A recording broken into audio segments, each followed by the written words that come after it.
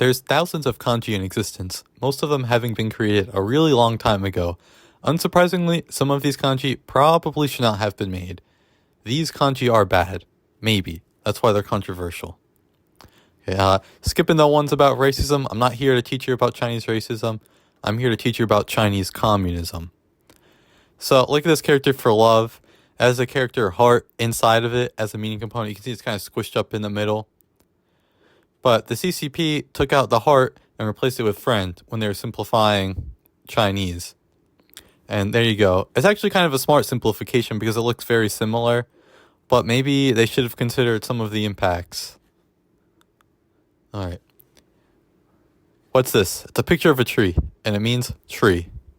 This is a picture of 2 trees. It means woods. This is a picture of 3 trees.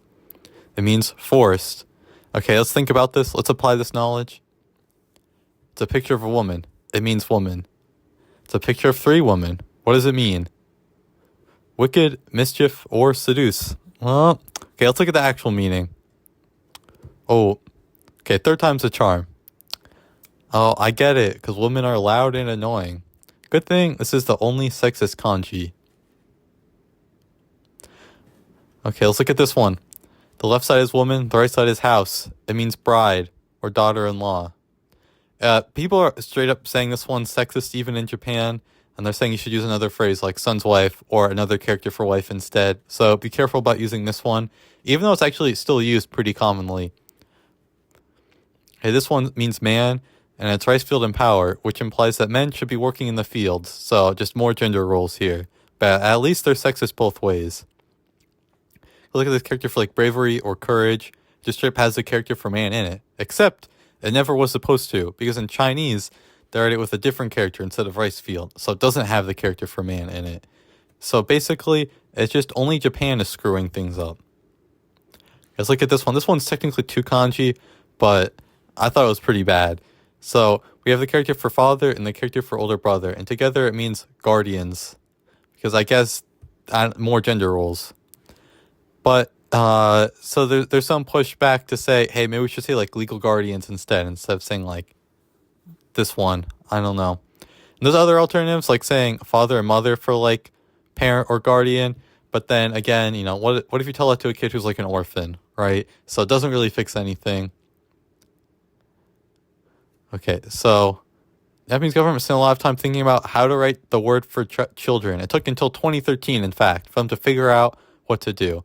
So originally it was written like this. The first character means child. That's easy. No problem there. But the second character, well, it's associated with meanings of offering, like to the gods, and like attendant.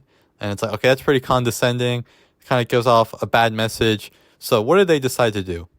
They decided to write it the exact same way. But until then, they wrote it like this, with the second character being written with kana instead. And so basically what happened is they decided that it's improper to write Japanese with anything other than kanji. So if you're mixing in other stuff, they're like, no, that's bad. Don't do that. And it's so bad to do that apparently kids should be offerings. I don't know. And people write it both ways anyway, so they didn't really accomplish anything here. So first of all, it used to not be illegal to name your kid hemorrhoids. And it might be legalized again, so look out for that. So in 1946, the Ministry of Education started standardizing lists of kanji, and you were only allowed to name people using the official kanji list. So your kid's name, you had to use kanji from the list because people were naming their kids stuff that like nobody even knew. Nobody knew how to read or write that, and it was a big problem. So they thought they would do this, but parents kept suing because they wanted to use kanji not on the list. Surprise, surprise. Mom wants to name her daughter Strawberry, and that's not on the list. So what are we going to do? We're going to sue the government. And tons of people were suing, and they kept, like, one by one adding kanji until eventually there was a big court ruling, and they said, okay, the law actually says any frequently used kanji that is simple is supposed to be on the official list that you can use for names. But that is not what the government was doing, because they were looking at any kanji that was simple, frequently used, and suitable for names. So now they had to add things that were not suitable. So the people in charge just kind of threw their hands up in the air and said, here's like 500 kanji that mean like literally whatever. They're frequently used and simple. You want them, you got them. And that included these 9 kanji.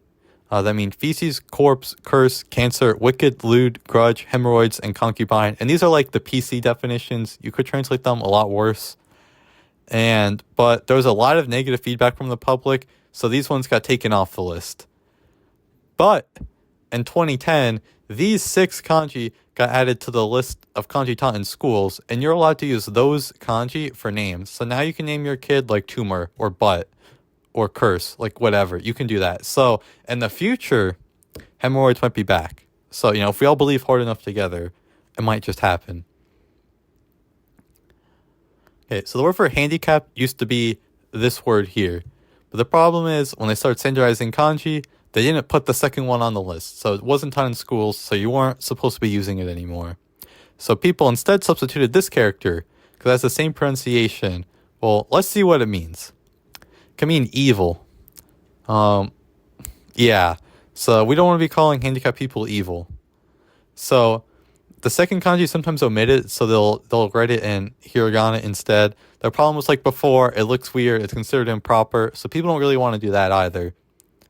So now there's a bit of a movement to get the second character, the original one, added back onto the list, and there'll be tons of schools, and then you'll be allowed to write it in a non-ableistic way. No more evil. And people are already using like English terms to kind of get around this. I don't know if it's for this exact reason or what, but they'll say like barrier-free, which means handicap accessible. So that way you don't even have to say this word. You'll just use an English substitute. Okay, so this symbol, it's not fascist. A lot of you probably know this little guy's called Manji. It's a Buddhist symbol.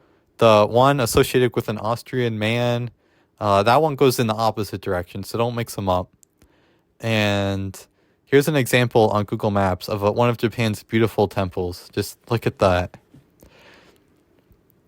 Okay, so, most people, they're saying, okay, should we call a country what they call themselves, or just what we feel like, or what's made it, through the grapevine of over lots of trade and language transfer, what do we call them? Well, Japan just said, screw that, we're just going to call them literally whatever. So what do you think Buddha country is? France, clearly. What do you think alone country is? Germany. And the result, half the world is rice.